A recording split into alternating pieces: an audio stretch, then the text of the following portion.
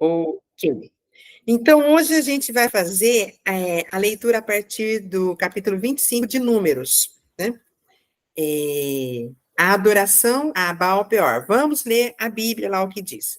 Enquanto Israel estava em Sitim, o povo começou a entregar-se à imoralidade sexual com mulheres moabitas, que os convidavam aos sacrifícios de seus deuses. O povo comia e se prostrava perante esses deuses.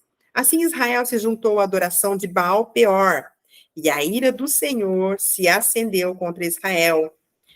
E o Senhor disse a Moisés: prenda todos os chefes desse povo, enforque-os diante do Senhor, à luz do sol, para que o fogo da ira do Senhor se afaste de Israel. Então Moisés disse aos juízes de Israel: cada um de vocês terá que matar aqueles que dentre os seus homens se juntaram à adoração a Baal-Peor. Um israelita trouxe para casa uma mulher midianita, na presença de Moisés e de toda a comunidade de Israel, que choravam à entrada da tenda do encontro. Quando Finéias, filho de Eleazar, neto do sacerdote Arão, viu isso, apanhou uma lança, seguiu o israelita até o interior da tenda e atravessou os dois com a lança. Atravessou o corpo do israelita e o corpo da mulher. Então cessou a praga entre os israelitas. Mas os que morreram por causa da praga foram 24.000. E o Senhor disse a Moisés: Finéias, filho de Eleazar, neto do sacerdote Arão, desviou a minha ira de sobre os israelitas, pois foi zeloso com o mesmo zelo que tenho por eles, para que em meu zelo eu não os consumisse. Diga-lhe, pois, que estabeleço com ele a minha aliança de paz. Dele e dos seus descendentes será a aliança do sacerdócio perpétuo, porque ele foi zeloso para com seu Deus e fez propiciação pelos israelitas. O nome do israelita que foi morto com a midianita era Zinri, filho de Salu, líder de uma família simeonita. Presta atenção nesse nome, viu? Zinri, filho de Salu. E o nome da mulher midianita que morreu era Gosbi, filha de Zur, chefe de um clã midianita. O Senhor disse a Moisés: tratem os midianitas como os inimigos, matem-nos. Porque trataram vocês como inimigos quando os enganaram no caso de Peor e de Cosbi, filha de um líder midianita, mulher do povo deles, que foi morta quando a praga que enviei por causa de Peor. Olha só que interessante. Os midianitas eram parentes dos israelitas, né? Os midianitas eram filhos de Abraão, assim como Isaac. E eles perverteram o povo de Israel. Eles levaram o povo de Israel a pecar contra o Senhor. Eles cultuavam outros deuses, eles sabiam que os israelitas deveriam cultuar só o Senhor, era um povo separado para o Senhor, e em suas festas de consagração, em suas festas, em seus cultos, né, eles levaram, convidaram, e algumas pessoas dentro do povo de Israel foram, né, e se encantaram também e participaram, provavelmente havia prostitutas cultuais ali, né, e esses homens tiveram relações sexuais com essas mulheres. E aí a ira do Senhor se acendeu. Por quê? Esse era um povo separado, esse era um povo que deveria render graças ao Senhor. O Senhor os livrou da escravidão, né? O Senhor os livrou com mão forte, se mostrando um Deus poderoso agindo a favor deles. Eles conheciam a mão forte do Senhor. O Senhor os sustentou ali naquele deserto. Já se passaram quase 40 anos, né, naquele deserto. Arão já morreu, né?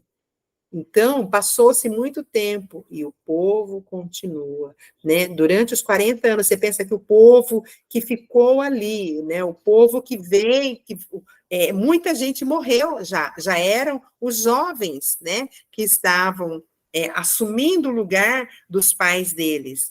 Muita gente morreu, mas o pecado vai passando, né? O pecado vai contaminando.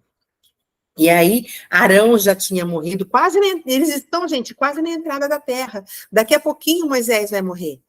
Né? Esse povo está quase para entrar e continua pecando, continua irritando o Senhor com seus pecados. E aí, o Senhor O traz mal, o mal dos cristãos é achar que Deus é bom e só bom. Deus é Eles amor, falam, Deus é Deus é amor. bom, Deus é amor. Eles É. esquecem que Deus é justiça. Imagina que um Deus que é amor vai mandar as pessoas para o inferno. Deus não vai mandar as pessoas para o inferno. Deus não fez o inferno para as pessoas, realmente. Deus não fez o inferno para os seres humanos. Deus criou o inferno para Satanás e seus anjos rebeldes. E ele Mas não manda também. É a não. gente que escolhe ir. Deus providenciou a salvação para nós. Deus continua com a sua mão estendida através de Jesus Cristo. Só que só vai para o inferno quem não aceitar aquilo que Deus providenciou para nós. Então, Deus é justo. Deus é justo. Mesmo quando as pessoas vão para o inferno, Deus é justo, porque Ele está estendendo a salvação todos os dias. Todos os dias, né? Jesus continua com os braços abertos para que a gente se achegue até Ele. Então, É uma escolha, né? Escolhe qual Deus você vai seguir. não, Deus fala para o povo lá no deserto, ele fala, quando Josué faz a escolha dele, ele fala, tá aqui o caminho, né? Vocês escolham hoje a quem vocês vão servir, se a A Deus, quem eu falei. né? Ou se a outros deuses, a Ser outros Deus deuses. ou a Baal, né? No Não caso era fiquem com Baal. o coração dividido, escolham, né? E Deus, em uma situação, acho que em Deuteronômio, ele fala: eu mostro para vocês, eu coloco diante de vocês, né, o caminho da vida e o caminho da morte. E Deus ainda fala: escolham o caminho da vida para que vocês vivam. Só que os homens continuam escolhendo o caminho da morte. Como Jesus disse, a porta é estreita. A porta que conduz à salvação é estreita. Para você entrar por ela, você tem que deixar muita coisa para trás. E como é difícil deixar as coisas para trás, né? Tem muitas pessoas que não conseguem e acabam, né, escolhendo agradar a si próprio, né, os seus próprios desejos, seguir os seus próprios caminhos, né, não querem, não aceitam e vão para o inferno por causa disso. Porque, apesar de tudo, Deus dá a livre escolha para nós. Ele fala: escolha a vida. Escolha a vida para que você viva. Mas se você não quiser, tá, pode escolher a morte.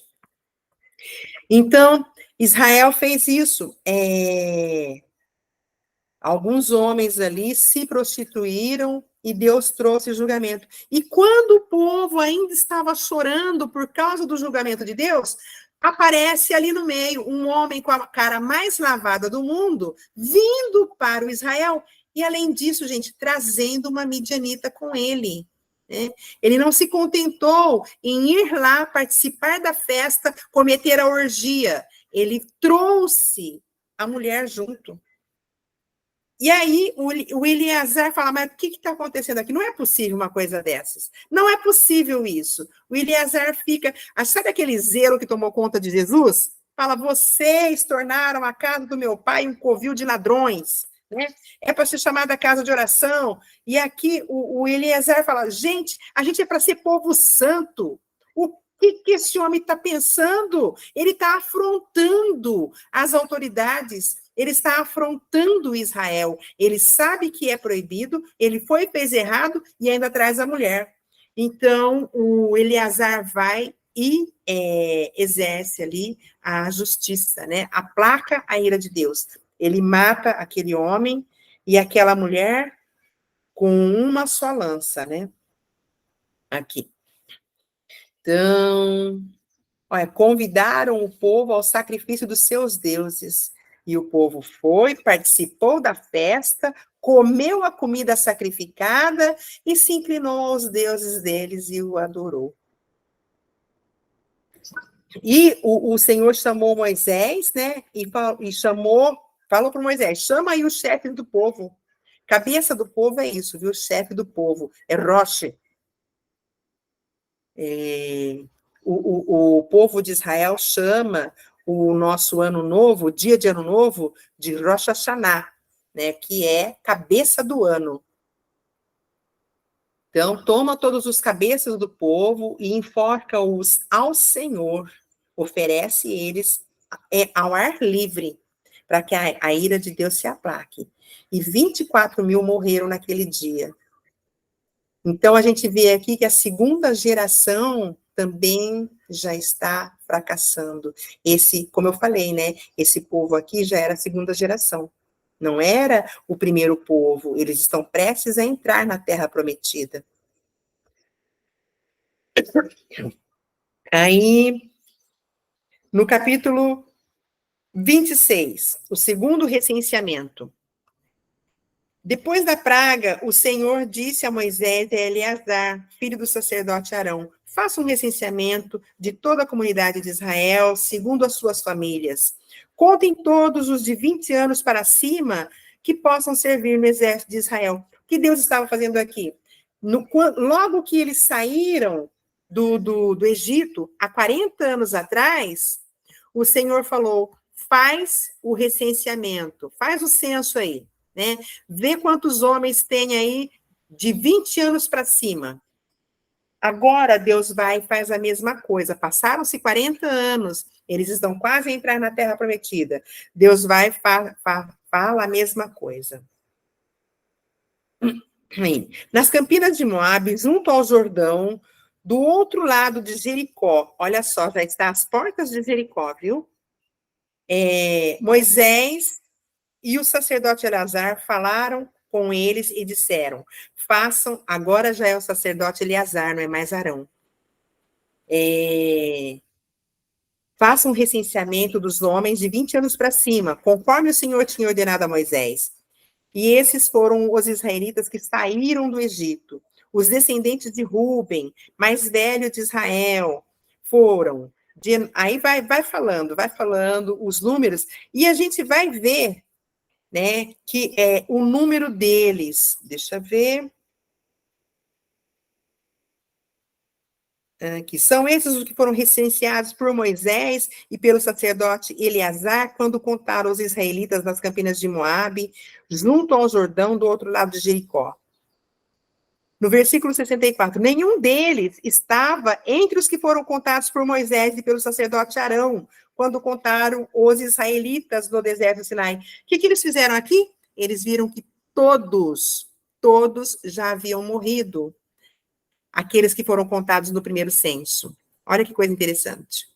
Então, passaram os 40 anos, para cumprir a profecia do Senhor, a palavra do Senhor, que nenhum entraria na terra, todos eles já haviam morrido. O povo já podia entrar na terra. Olha só, pois o Senhor tinha dito àqueles israelitas, aqueles lá atrás, que iriam morrer no deserto, e nenhum deles sobreviveu, exceto Caleb, filho de Jefoné, e Josué, filho de Nun. Então, toda aquela geração havia morrido. Então, aí ele vem falar todas as pessoas que morreram, e além daqueles que morreram, né, morreram aqueles que incitaram o Senhor à ira, e morreram Miriam e Arão, né, e o Nadab e Abiú, e Eleazar, aqui, peraí. Nadab e Abiú também morreram. Eu estava estudando os anos, né? Como que fala? Esqueci o nome do negócio agora.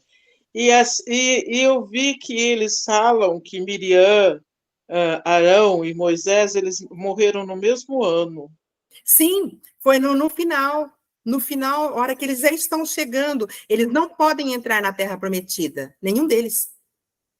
Então, a gente viu aqui, há 3 capítulos atrás, né, Moisés sepultou Arão, Primeiro morreu Miriam, depois morreu Arão, e agora, daqui a pouquinho, vai morrer Moisés. Está chegando, está chegando. Aí viu lá que é no mesmo ano. Eu Sim, no não mesmo tinha ano. pensado sobre isso.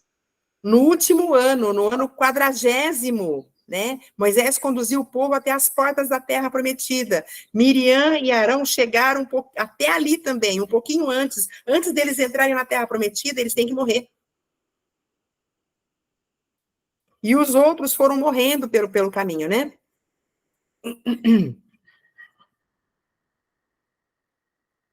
Aí, deixa eu ver. Aí a gente chega aqui no final do capítulo 26, que termina esse censo, e ele faz a constatação. Todo mundo de 20 anos para cima, que foi contado lá no censo de Moisés, já morreu. Já morreu. Então, deixa eu ver o que o autor do slide fala. Vai acompanhando. Aqui. Ok. Olha só, gente, no primeiro censo deu 603.550 homens, porque são contados os homens, né? No segundo censo, ficou 601.730 homens. Então, deu uma diferença aí de quase 2.000 homens, né? Mas o povo continuou se multiplicando ali no deserto, né? Continuou crescendo. Então, a população de Israel, enquanto eles... Porque o que a gente pode pensar? A população vivendo no deserto, em condições, vamos dizer assim, sobre-humana, né? Eles poderiam morrer, poderiam ser dizimados no deserto. Como aquele povo ali falava, o Senhor nos tirou do Egito para morrer nesse deserto, para matar os nossos filhos no deserto. Não, a gente vê que aquele povo continuou com mais de 600.000 pessoas, né? Eles não foram dizimados no deserto. 600.000 pessoas, não. 600.000 homens, né? Homens de 20 anos para cima, homens em idade produtiva, homens em idade de guerra, homens com idade de casar e reproduzir, ter filhos, né? E cada um desses homens aqui, muito provavelmente já tinha suas mulheres e tinham seus 3 filhos, né? Então, era uma população com o mesmo número de pessoas, mais ou menos, que saiu de lá do Egito, né? Um povo grande, numeroso, mais de 3 milhões de pessoas. Né? Cada homem com a sua mulher já dá 1.200.000. E se colocar aí mais uns filhos, né? Mais 2 filhos para cada um, né? Já dá bastante gente. 2.400.000. 3 filhos, então, é muita gente. E por ser um povo numeroso, as nações te temiam, né? Sim, eles eram um povo numeroso, povo muito grande, né? Só de homens de guerra, eles tinham mais de 600.000 homens. Então, era um povo forte, né? Um povo grande. Aí, aqui ele já vai começar no números 26, 55, né? Ele já faz o lançamento da a divisão de terra pelo número de pessoas. Deixa eu ver aqui. Eu estava lá no 64. Normas para a repartição da terra, no versículo 52 do capítulo 26. Disse ainda o Senhor a Moisés: a terra será repartida entre esse povo como herança, de acordo com o número dos nomes alistados. Então, aquelas pessoas ali que participaram do censo, elas teriam a sua herança na terra. E aí Deus fala, a um clã maior, dê uma herança maior, a um clã menor, uma herança menor. É proporcional, né? É interessante essa coisa do Senhor, né? Essa lei do Senhor, ela é justa, né? Por exemplo, quando a gente fala em dízimo, né? Deus é tão bom, porque quem ganha pouco, dá o dízimo. Quem ganha muito, dá o dízimo. Então, é proporcional. Se eu ganho pouco, eu vou dar menos. Se eu ganho mais, eu vou dar mais. Então, Deus é justo. O tempo todo, Deus é justo. Aí, a terra, porém, será distribuída por sorteio, né? Cada um herdará a sua parte de acordo com o nome da tribo de seus antepassados. Cada herança será distribuída por sorteio entre os clãs maiores e os clãs menores. Aí eles fazem, né, os estados, né? Cada tribo seria um estado. Israel é o país, e cada tribo, cada filho de Levi recebeu uma parte de terra naquele país, como o Brasil, né? Nós temos 25 estados, não lembro mais quantos estados, mas ali o estado de Israel teria 12 estados. Seria mais ou menos isso, né? Uma forma da gente pensar, porque a terra seria distribuída entre as tribos, e eram 12 tribos. Então, aí ele vai falar ainda dos...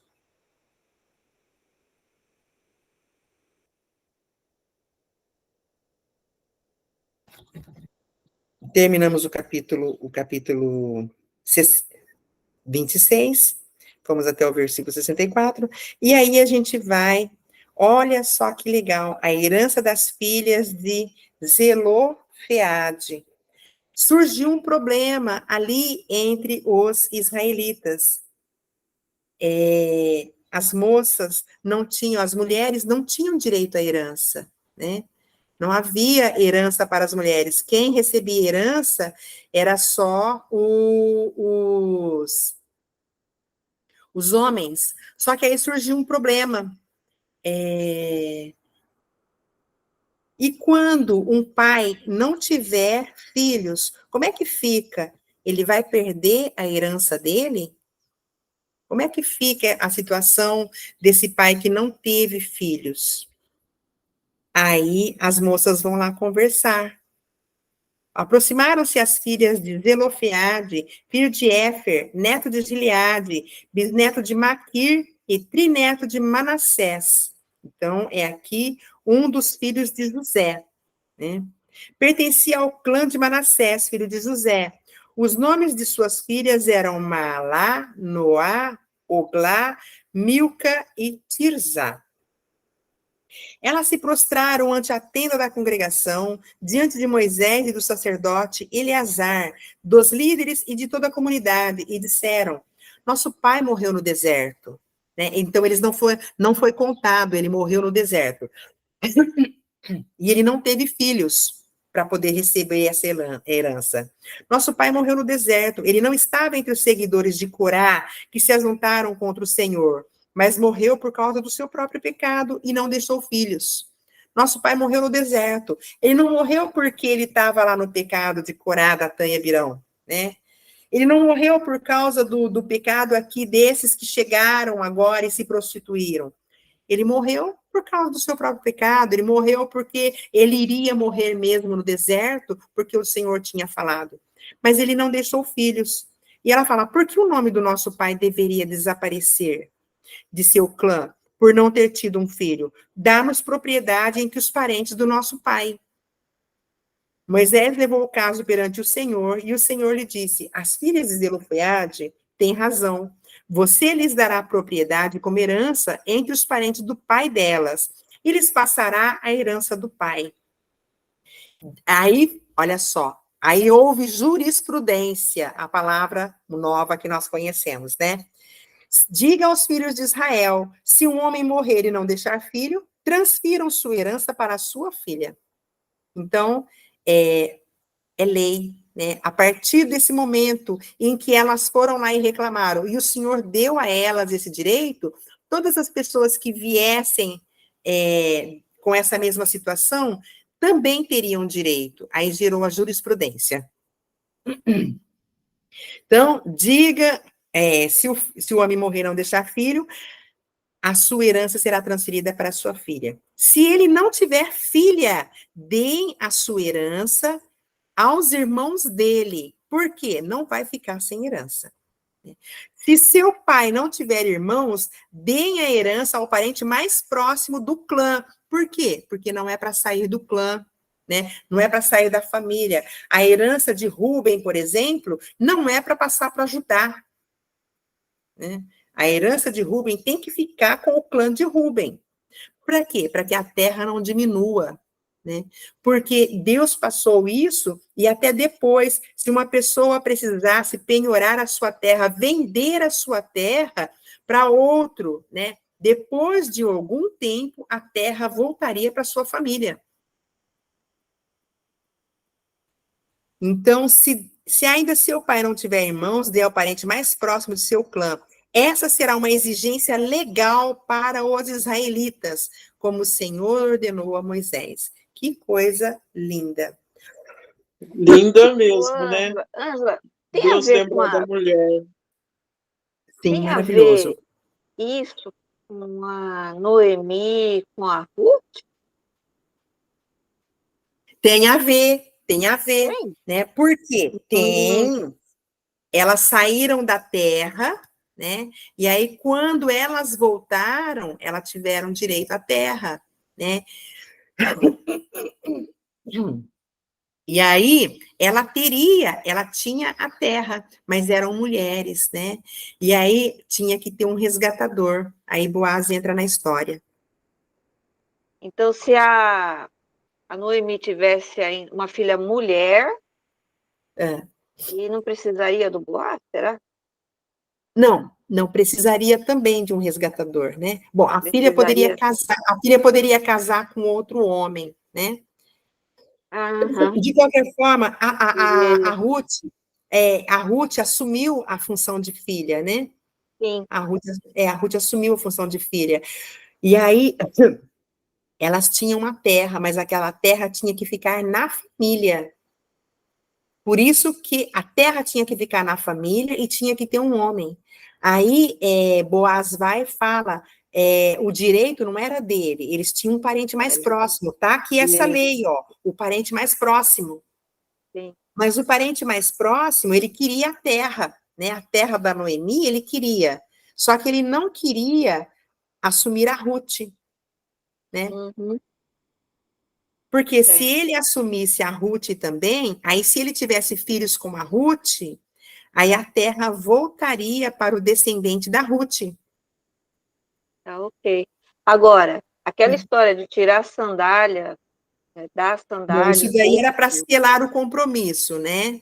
Era sim, mas diante isso de toda a vem do conversação. que a gente está estudando agora ou é coisa Não, que a foi sandália ao não. A longo do sandália foi um tempo? costume que eles Costume. adquiriram ali, né? Sim, Costume sim. de selar. Eles pegavam o chinelo lá para selar o compromisso, né? Aham. Tá ok.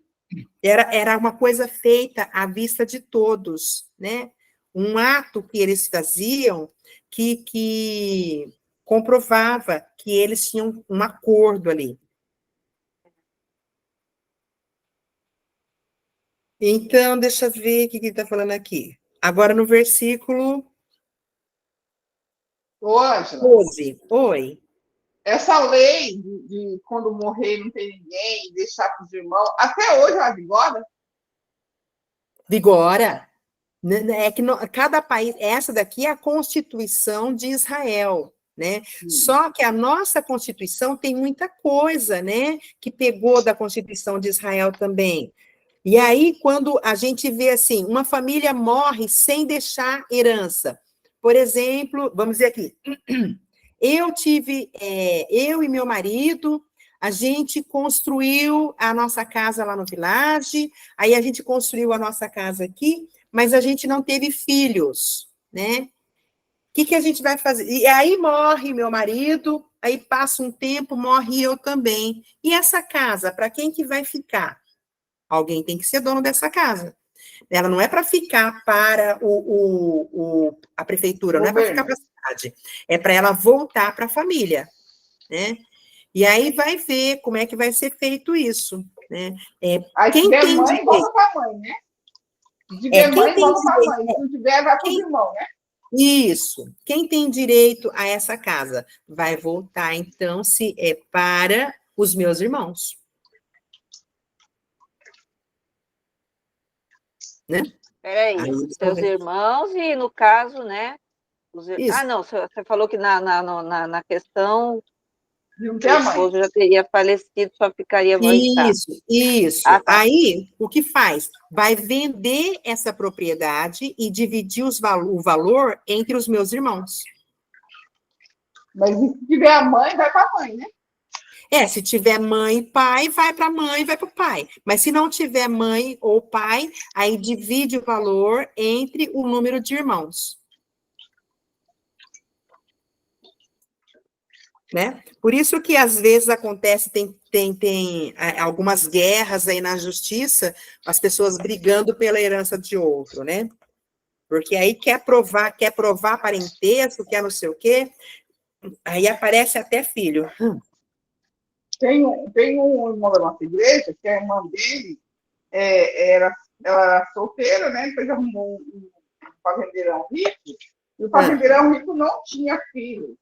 E ele morreu, aí ficou para ela. Depois ela morreu também no acidente, e está na justiça para, não sei se é 8 ou 9 irmãos.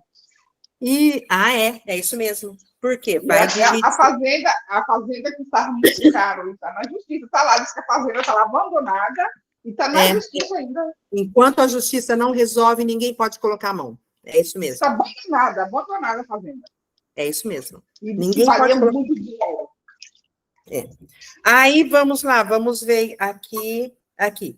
Versículo 12. Então o Senhor, oh, meu Deus do céu. Então o Senhor disse a Moisés: suba esse monte na terra de Abarim e veja a terra que dei aos israelitas. Depois de vê-la, você também será reunido ao seu povo, como seu irmão Arão.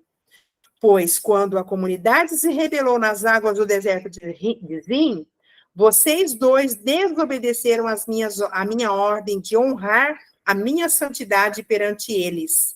Olha só, era para eles mostrarem o poder do Senhor. Somente falando com a rocha obedeceria, né? Isso aconteceu nas águas de Meribá, em Cádiz, no deserto de Zim. Moisés disse ao Senhor, que o Senhor, o Deus que a todos dá vida, designe um homem como líder dessa comunidade. Então, antes de morrer, sabendo já que ia partir, Moisés não quer deixar o povo sem um líder. Isso é líder. Né? Deus, já que eu vou, prepara um líder para esse povo, um líder que conduza eles, que vá à frente, que conduza em justiça. Deus, provê um líder para esse povo. Ele está falando isso aqui, ó. Para conduzi-los em suas batalhas, para que a comunidade do Senhor não seja como ovelha sem pastor. Olha que coisa linda, gente. Mas ele sempre mostrou. Ele sempre se mostrou um bom líder, né? Sim, ele sempre se mostrou um líder que amava o seu povo. Né? E hoje como precisamos, como o mundo está carente de líder que ame o seu povo, desde o mais alto escalão até o mais baixo, né? Desde aquele líder dos jovens da comunidade até o presidente. Como precisamos de líderes que amem o seu povo. Então o Senhor disse a Moisés: chame Josué, filho de Num. Josué foi escolhido não por Moisés, mas pelo Senhor. Chame Josué, filho de Num, homem em quem está o Espírito, e imponha as mãos sobre ele. Então, Josué já era um homem que tinha o coração voltado para o Senhor, né? O Senhor diz, homem em quem está o Espírito. O Espírito já movia Josué. Faça-o apresentar-se ao sacerdote Eleazar e a toda a comunidade, e o comissione na presença deles. Então, você vai apresentar ele à comunidade, né? Para que eles saibam, para que eles reconheçam que ele é o líder escolhido por você, escolhido pelo sacerdote Eleazar e escolhido por Deus. Então, olha só, diante da comunidade, você comissione ele. Dele parte da sua autoridade, para que toda a comunidade de Israel lhe obedeça. Transfira a ele a sua autoridade. Ele deverá apresentar-se ao sacerdote Eleazar, que lhe dará diretrizes ao consultar o Urim perante o Senhor. E agora, né, Moisés fala com Deus face a face. E Moisés vai partir. E agora, a forma de Josué consultar o Senhor vai ser através do Urim e do Tumim. Ô, Ângela, Oi. antes de Moisés morrer, Josué, ele já estava ajudando a liderar, o povo também pegar... Ele era o general. Ele era o general, era ele que saía à frente da batalha. Então, ele já era acostumado com o plano Então, lá. ele era o general e Moisés estava acima dele. Moisés dava as ordens para ele, né? Agora, ele não tem mais o suporte de Moisés. Agora, a decisão é dele, né? Então, é uma coisa difícil. Ele vai se sentir ali, né? E agora? Eu estou à frente desse povo. E agora? Moisés foi. Vamos ver o que vai dar? Aqui. Para consultar o Urim perante o Senhor, Josué e toda a comunidade dos israelitas seguirão suas instruções quando saírem para a batalha. Então, agora, o Josué vai estar sob a instrução do sacerdote Eleazar, né? É o que o Senhor está dizendo aqui, ó. Ele deverá apresentar-se ao sacerdote Eleazar, que lhe dará diretrizes ao consultar o Urim perante o Senhor. Esse Urim é o quê? É uma forma que o povo lá de Israel tinha de consultar o Senhor. A gente não sabe como é que isso funciona. A gente sabe que são duas pedras, né? Só isso. A gente sabe que é duas pedras que eles consultavam o Senhor através dessas pedras. A gente não sabe. Fosse sorte? Como se fosse sorte. Como se fosse sorte, exatamente. Como se jogasse essas duas pedras, né? E elas... Tem algumas coisas aqui que a gente não entende, né? Que a gente não sabe como que era, então a gente não pode... a gente não pode dizer é isso, tá? É verdade, é mistério. A gente faz inferência, a gente acredita que seja assim. Então, a gente sabe que era o Urim e o Tumim. Aqui, nesse momento, ele está dizendo consultar o Urim. Mas quando, lá no início, eles colocaram nas roupas dos sacerdotes, tem as duas pedras, o Urim e o Tumim, né? Aí, e o Senhor já tinha mandado fazer isso. Então, o Senhor já sabia que o Senhor iria orientar. É uma forma que o Senhor escolheu para orientar eles depois que Moisés partisse, né? Então, porque eles não terão acesso ao Senhor, viu, gente? Não mais como Moisés. Depois disso, a gente tem acesso ao Senhor, né? Da forma quando o Espírito vem e fala, e aí o Espírito vai, e depois quando Jesus vem e nos leva de volta para Deus, né? Nos dá esse livre acesso a Deus. Então, Moisés fez como o Senhor lhe ordenou, chamou Josué e o apresentou ao sacerdote Eleazar e a toda a comunidade, impôs sobre ele as mãos e o comissionou, tudo conforme o Senhor tinha dito por meio de Moisés. Então, terminamos o capítulo 27, e são 16:59, números 28 vai tratar aí algumas coisas, a gente não vai ver agora, mas ele vai tratar de ofertas, né? Mais umas lembranças aqui, e depois mais algumas lembranças aqui. Moisés está nas últimas orientações, né? Ele está se preparando para partir. Deus já falou, né? Miriam e Arão já morreram. Deus falou, você vai morrer agora, daqui a pouquinho, né? Tipo assim, coloca a casa em ordem, né? Ajeita as coisas aí, deixa tudo preparado, porque você está partindo. Aí ele lembra de novo da lei, né? Aí vai começar a falar novamente da lei. Deuteronômio vem aí como a repetição da lei, né? A gente, Levítico, Números, Levítico foi a lei, Números foi o censo, foi muitos números aqui, né? E agora vem, se não me engano, já vem Deuteronômio, é isso aí, vai ser a repetição da lei. Então, vai repetir tudo, vai colocar tudo novamente, lembrando tudo. Aí, pronto, lembrou tudo. Moisés fazendo as últimas orientações, gente. Porque ele vai partir. Então, ficamos por aqui. Semana que vem a gente volta no capítulo 28.